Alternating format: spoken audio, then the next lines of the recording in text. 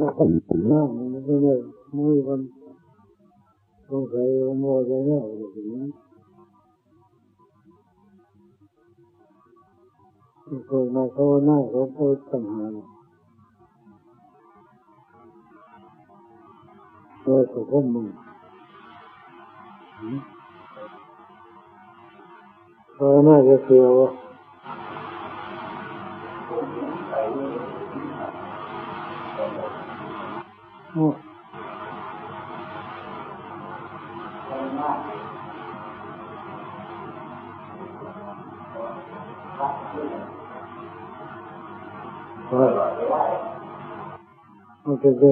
มันเป็นยังไงฮะ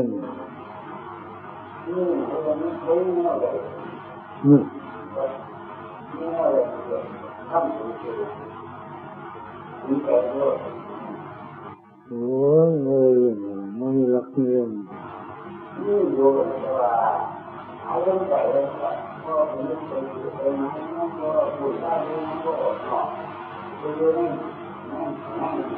นี่คือคนไม่ได้คงคิดตัว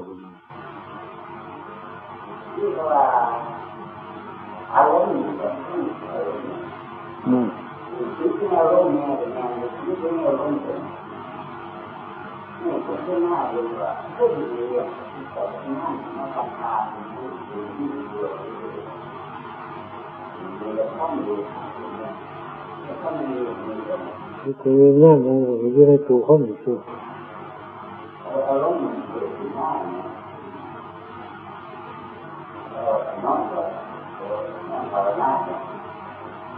มันจะนั่นหรอกตรง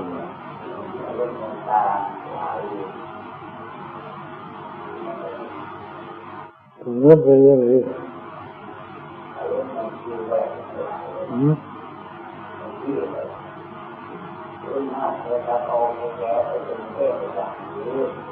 ถึงนั้น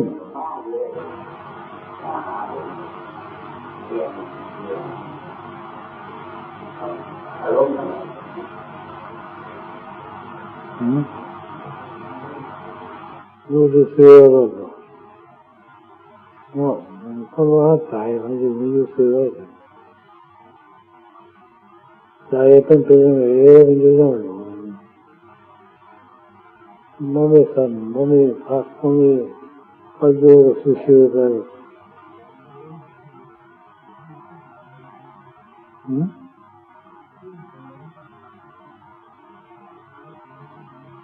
ห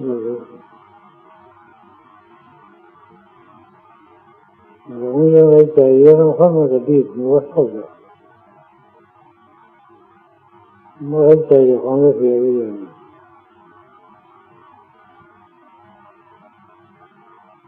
ธรรมชาติรู้สึกมันแทรกอยู่ในตัวท้องมันอยู่จังไหนมันไปจังไหนมันเจ็บจังไหนมันหมายอันนี้แต่ว่ามีสติกำหนดจดจ่อมันก็พอจะเรื่องแต่ว่าเป็นคนติดที่ท่านมากง่ายไปเลยมันสนใจอย่างใจที่เจ้าของมันสนใจอย่างนี้ไม่รู้จะซื้อว่าเป็นหรอกเดี๋ยวก็คิดนั่นเดี๋ยวก็คิดนี่เดี๋ยวก็ต้องหันเดี๋ยวก็ต้องนี่ส่วนหน้าส่วนหลังมันก็มาไหวก็แม้ว่าตั้งสติไปแต่มันจะเสียไปจะไปตามก็เยอะมึงไป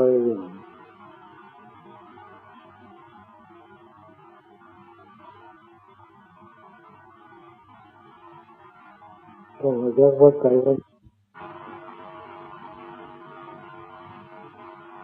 คนที่บอกว่าสร้างจะไปเรื่อยๆไปต้องว่ามันจะอะไรเป็นอารมณ์อะไรมันคิด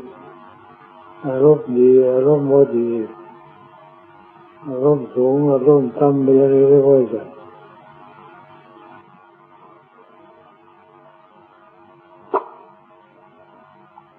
เข้ามาบวชมันบวชเริ่มใจเจ้าของได้ยังหาวิธีการสอนใจ ไม่ได้ไปสอนก็จะว่าหนังสือหรือไม่ได้ไปท่องไปบนนี่นางโยงเสียงกับเบิ้งใจอยู่ของอยู่นางโยนอนดูหรือไปใส่มันโยครับมีครอบรู้อยู่ตลอดเพราะมันปล่อยไปตามยถากรรมนั่นอันนั้นเรียกว่าปล่อยใจถิ่มนั่นไม่เพราะว่าสนใจเนี่ยเรื่องของใจตัวเองถ้าให้ใจออกจากร่างก็เป็นเมิดลมเมิดไฟแล้วเขาก็ไปเผาสังเกตมันไปจังไรมาจังไรอยู่จังไรเฮาสังเกตมันใจเฮามันเป็นเรียกว่าเป็นผู้มีสติครอบครองดูแลตัวเองไปก็ไปทางบ่ดีทางมันมักเนี่ยไปทางกิเลสแล้วมันจะมาทับถมใจ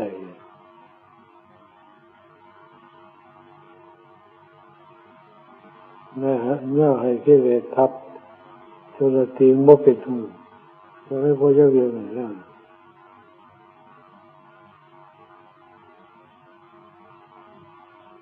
เมื่อมามันก็คิดหน้าคิดหลังเยอะขนาดนั้น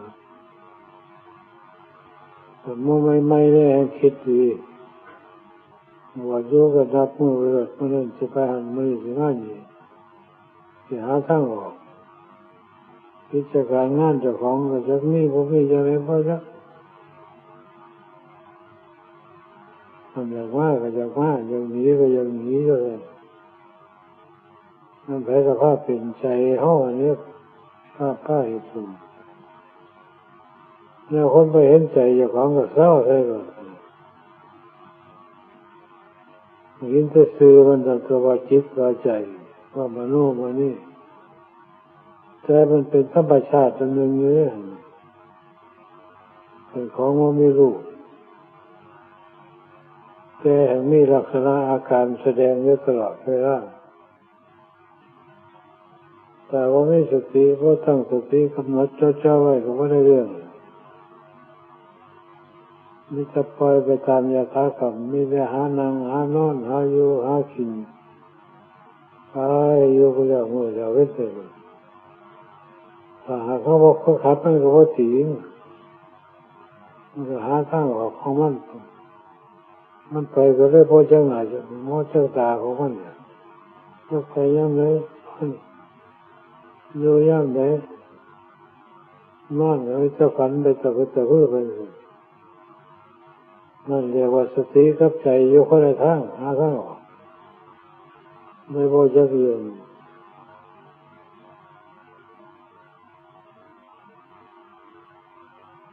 มันบ่เหตุจริงจับมันบ่พอจะเรียนมันนี่เพราะว่าหน้าเป็น2 เดือน 3 เดือนยังไม่ได้อะไรหรอกนี่ถึงย่ำเลยยังสิเพราะว่าหน้าเลยถ้าไปให้ทำใจมันก็บ่เป็นอย่างเดียวถ้าไปฝืนมันจะน้อยแล้วมันจะคงจะอื่น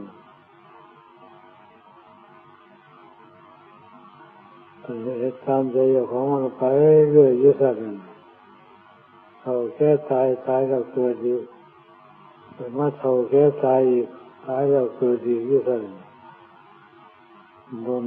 วนออกวนเขาอยู่สั่นทั้งวันดีพอดีใช่ไหม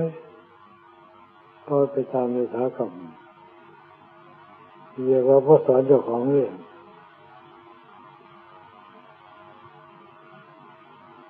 ใช่ไหมว่าสิดีเลยเพราะมันต้องฝืนน้อยต้องฝืนใจอย่านอนก็นอนจะกินจะย่างเลยจะยืดแค่หันไปดีว่าหันไปนี่เลยลองไปเลยแล้วต้องการกันได้หน่อยว่ายักษ์กระเทือนตัวก็ต้องใหญ่ไปน้ำแก่ไปน้ำเถ่าไปน้ำจะน้อยเขาเข้าไปเผากันมาภาวนาเป็นเดือน 2 เดือน 3 เดือน แล้วไม่ได้นาอะไรหลังอยู่แต่มันไปหาเงินมันว่าจะบาทหาเจอซึ่งของที่หน้าบางเจ้าของอะไรมันมีเยอะอยู่จิตใจเขามันเป็นยังไงมันโยจังไงมันไปจังไงมันมาจังไงมันไม่สติไปกระตุกมันแล้วก็เสยเลย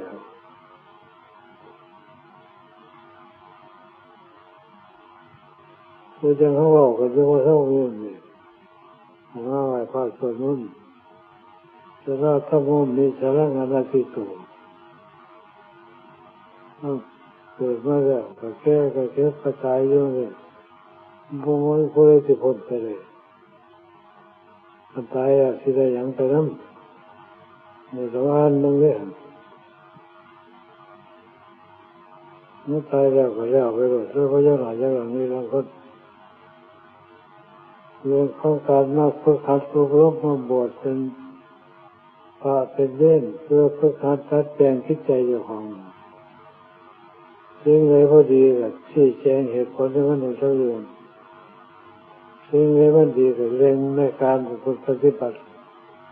มันสิแก่ขี้ข้านอยู่ครบข้อมาโลกหาทางเหตุต่อสุดเขาสอนเจ้าของนี่ว่าไปสอนคนอื่น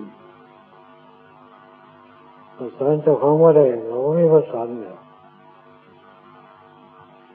มันสิแก่ขี้ข้านสอนได้ที่ไหนมันมาโตมาหลงสอนได้ที่ไหน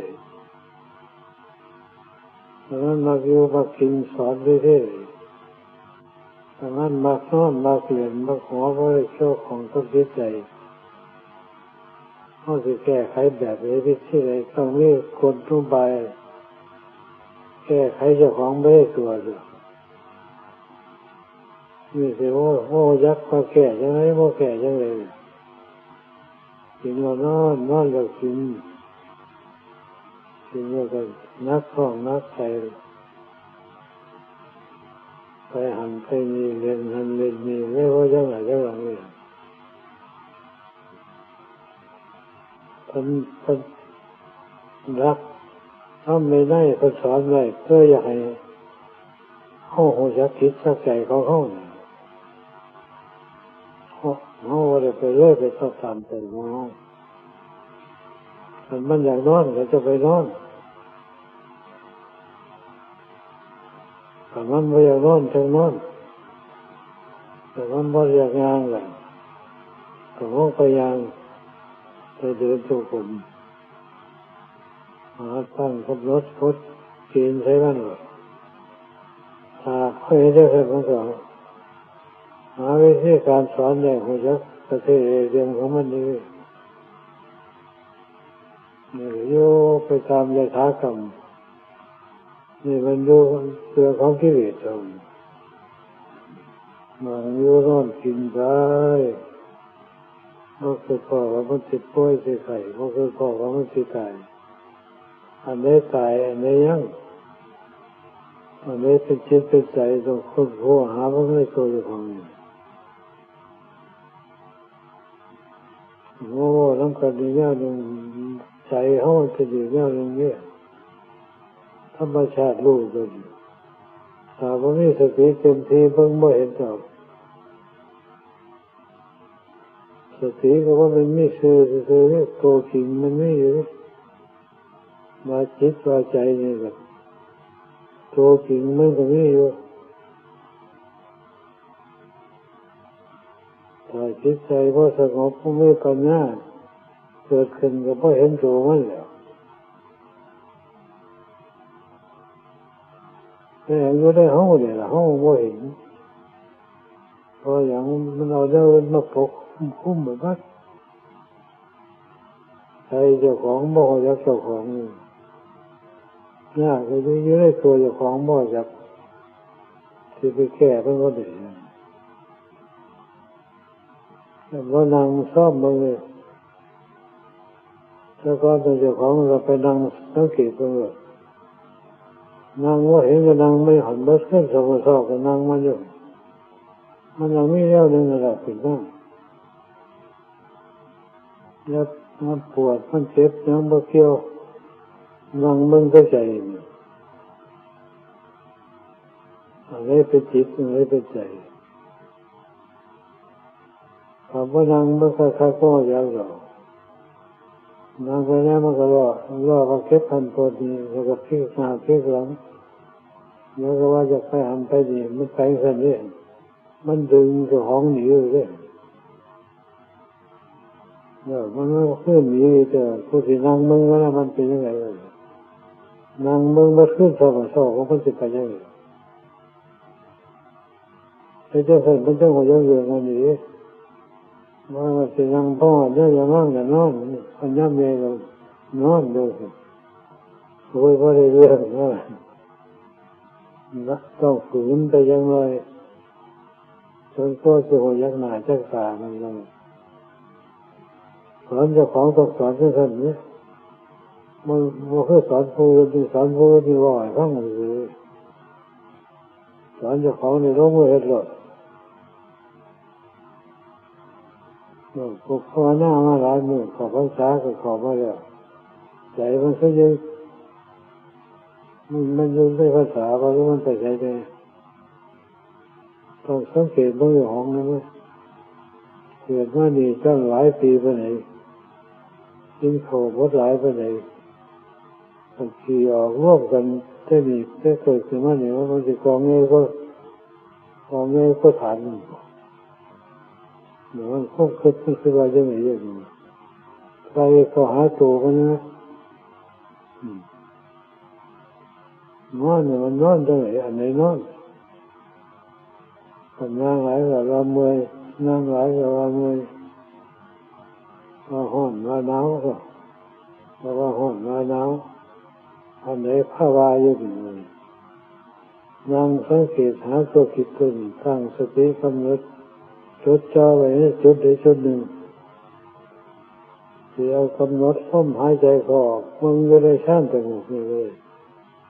ที่กำหนดเข้าไปบางครั้งไม่ต้องใส่บางปวดกันเลย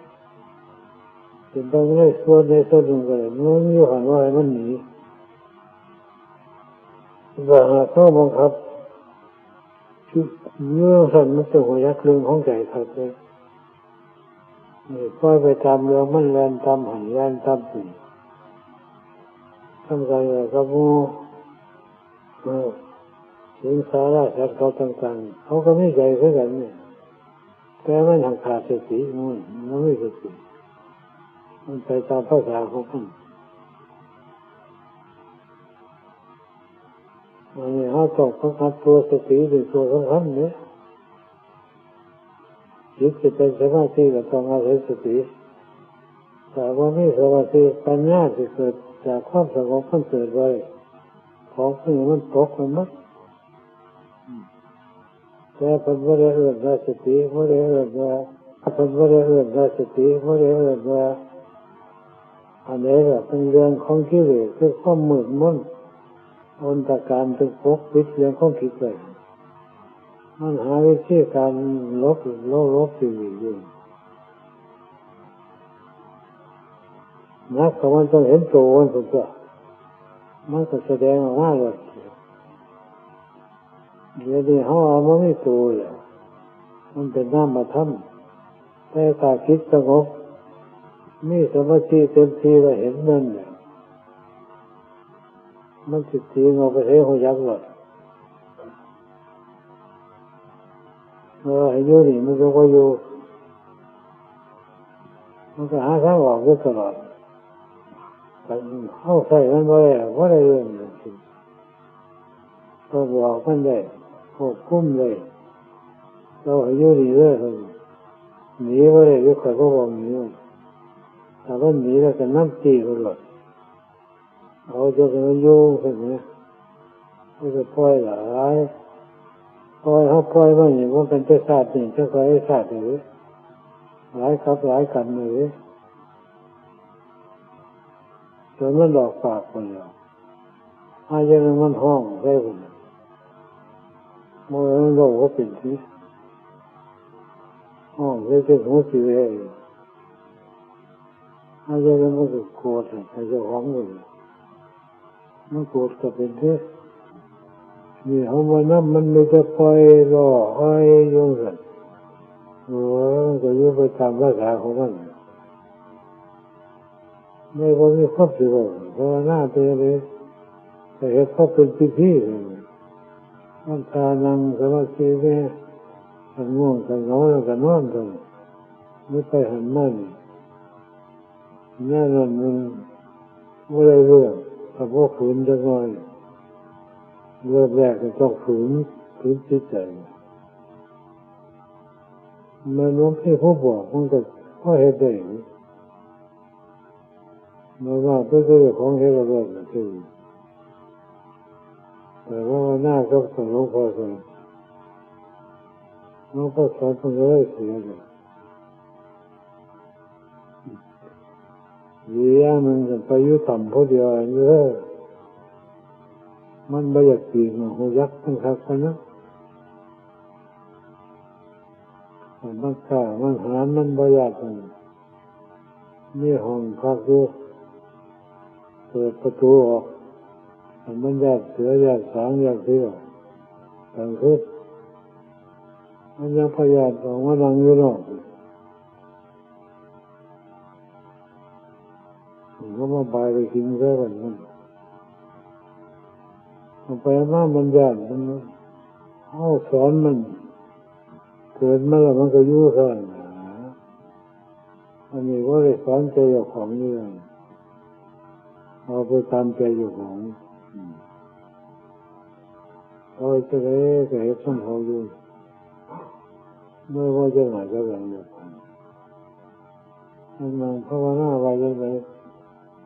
สมัยพอมากบางคนภาวนากับเราควบมันเอาไม่ได้ฝึกมุ่นเราค่อยๆเอาภาวนาว่าเป็นไปทางไหนไม่ดีคนบางคนเคยมาศึกษาอย่างของเรียกจบประโยคหาประโยคหกมันภาวนามันเป็นสิ่งเรื่องผมว่าที่เหตุผลมันก็ต้องสื่อไม่ได้ไปเบิ่งคิดแต่อย่างของนี่คืองูประเดี๋ยวตัวประโยคหกประโยคเก้าหรอกภาวนาว่าเป็นโอ้ยใจแรงไปทำหน้าทำหลังอยู่นี่เมื่อเขาไงไปถือภาวนาเมื่อเที่ยงใดก็เลยจะควบบอกกันไปเนี่ยคือควบบอกอยู่ดีเที่ยงใดก็ควบบอกเมื่อใจตัวอยู่นั่นเจ้าของเลยเขาเลยสอนเขาเลยที่จะเขาสอนถูกไปยังก็ไปของเขาอยู่กันมันงูประเดี๋ยวนี้พระสูงงูมันจะเลื่อยหัวไปทั้งคนเนี่ยเมื่อเป็นเที่ยงจะไปภาวนาเที่ยงไปหายศหาศักดิ์เที่ยงไปหาหน้าที่วันสิมีเงินมีทองบางสิ่งนี่คุณพวกเที่ยงไปได้หลายจะเทียบกันนั่นกันนี่จะเยอะทั้งโลกกันพวกเราเลือกหาของโลกมันเลือกหาทางไหนถูกมาภาวนาไปเลือกก็ไปหาใจจะได้เห็นใจของคุณแต่ยังว่าเห็นจิตใจของนี้ก็แสดงว่ามันภาวนามันเป็นเราควบมันอยู่นี่ว่าจะฝึกหัดเราเนี่ยมันแต่อยู่ในมูนี่ก็เป็นย่างหน่อยแต่ย่างขี้ไล่กับพ่อจะวิธีการเลยมันย่างว่าได้เห็นเต็มที่ต้องไปผู้เดียวไปยุ่งทำไม่ได้เขาว่าผีหลายไม่ได้ว่าผีหลอกหลายวันนี้ที่เสือไม่ฉันลูกไปยุ่งเส้นแล้วมาที่เพิ่งเจ้าของเองไม่บัดภาวนาเป็นงานกันพวกไปมาหนึ่งแต่ความใจคนหูเดียวนี่เหตุนี้ก็ว่าต้องไปผู้เดียวมันไปหมดวันนี้พาในดงนี่บ้านมันที่บ้านไม่เที่ยวที่บินสบายสันนึกสันโมเที่ยวมันเร่งคาเดียวนั่งวัดขึ้นวัดขึ้นดันไปเลยอันนั้นเนี่ยนั่นเห็นใจง่ายนะ ใจเนี่ยมันซื้อวันนี้ตัวกิ่งมันมีกันนึงเนี่ยว่าคิดว่าใจอาดมาได้แล้วก็เห็นเหมือนกันก็เห็นตัวมันบ่มีแต่ตัวมันมีลักษณะการชี้แจงได้นักเขามันก็บอกกันคือเฮาเนี่ยบอกกันได้จริงบอกข้างไหนบอกค่อยๆก็เป็นบอกแห้งๆก็เป็นใจนี่เป็นผู้เอาเฮาเป็นผู้ฟังนี่ถ้ามันโกรธมันก็โกรธเป็นเนี่ยต้องให้คนยับใจเจ้าของท่านเลยนักภาวนานี่ว่าเห็นแต่เสียแล้วใจเห็นแต่มาจากนั่นอยากไปหันอยากไปหนีอยากนอนอยากนั่งอยากคุยเรื่องนั้นเรื่องนี้ไปตามสัญญาอารมณ์ที่ให้มันมาในร้านสินทรัพย์นะเลยแล้วก็ไม่ชินเรื่องนั้นแล้วก็ไม่เป็นจิตเป็นใจดูเรื่องมันเดี๋ยวที่ได้กินนอนท่านจะกินเยอะกินหน่อยกินหลายอันนี้แซ่บอันนี้ก็แซ่บเลื่อยไปทางนอกเลยแล้วก็ไม่มาจิตแล้วก็ไม่มาใจเพราะได้บุญนี่บัดบังก็เห็นโมยเรื่องโมจะวิธีการเริ่มแรกเข้าต้องฝืนกระแสเข้าคิดนั่นอย่างประชัดสะก้อนแล้วค่อยกินแล้วค่อยหยั่งดอกพุ่น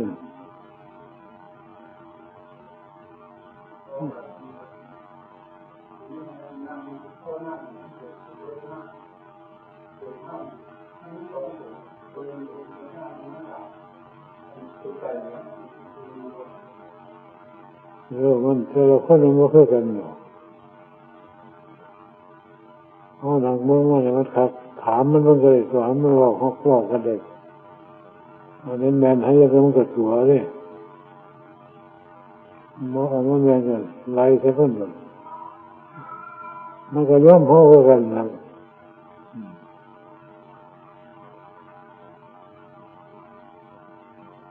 เหตุเกิดมาพ่อเราคนว่าเหตุโง่อย่างแต่ละคนไปคนละรูปจิตนิสัยคนโง่ขึ้นกันสร้างบาปสร้างกรรมมากกว่าพวกขึ้นกัน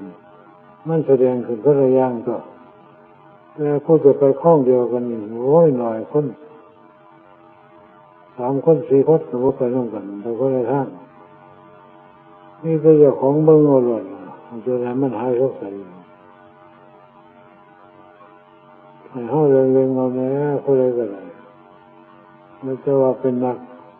เป็นวัดปฏิบัติเป็นนักปฏิบัติให้หน้าให้หลังเนี่ยว่าสมานบ่มันเนาะมันต้องอยู่ของเลี้ยงเขากับมันเห็นแล้วเป็นตะย่านเป็นตะนายโอ้จักคนเป็นมากของเจ้าของมันไปเกิดชาติใดพบใดผู้ใดเป็นพ่อเป็นแม่อยู่ไสโอ้ยมันแสดงออกมาให้เห็นไปแล้วโอ้กันได้ยังกันได้เป็นตัวเมื่อวันเขาติดคือตัวซื้อแนวคือตีแนวนึงแนวมันแสดงให้มาเห็นมีแนวนึงเลยบ้านเพียงเนี่ยบดเครื่องเศร้ามันก็พบว่าตื่นเรื่องของมันนี่เขาบอกผู้บวกผู้ค่อยกระสุนกันแล้วก็บอกคนนี้ชำนาญหนังสืออ่านไม่ได้ยักโตคนนี้ละคนบังรอซีแต่ผู้ลูกชายเป็นนักเทศน์เราจะลูกชายเทศน์ภาวนาว่าเป็นอาจารย์อยู่วัดตาสารวัตรเขาเลยเรียนหนังสือเพราะอะไรอ่านหนังสือก็เพราะเป็นนั่งสมาธิขาเดียวปัญญาคนเก่งมันเอารูปว่ามันไม่ค่อยมีไม่ได้โตแล้วไปสร้างวัดให้อยู่เรานั่งนี่หรือเป็นมองจนเห็นจนรู้มันเจ็บมันปวดแล้วว่าได้เที่ยวหรือเนี่ยมันหาทางออกคือว่าเนื้อหนังมั่งสังเกตกระดูกมันเก็บเพราะเป็นดอกใจพวกนี้โตเก็บตัวทำทาว่าจะห้องเก็บแต่หาทางหนีเลยท ขาก็เก็บเพราะเป็นโตก็เก็บเพราะเป็นมันจะเก็บเป็นหนังเนื้อหนังบ้างสังเอ็นกระดูกคือทำใจออกไปแล้วมันก็ทิ้งไปเสียมันก็ยืดซื่อๆมีใจตัวเดียวสั่นว่าเก็บพันว่าปวดนี่ว่าห่อนว่าหนาวแม่นหมอใจตัวเดียวหมดเขาว่าสูงๆต่ำๆก็ว่าโกรธว่าแค้นไปเพ่งเอาเขาพอดีมันเมื่อว่าเพ่งไม่อยู่ของนะมันไปโกรธในเพื่อนเกิดในผู้ที่ยุ่งใหญ่ตั้งใจแท้ตัวใจตัวห้อเนี่ยตัวมันภาพเป็น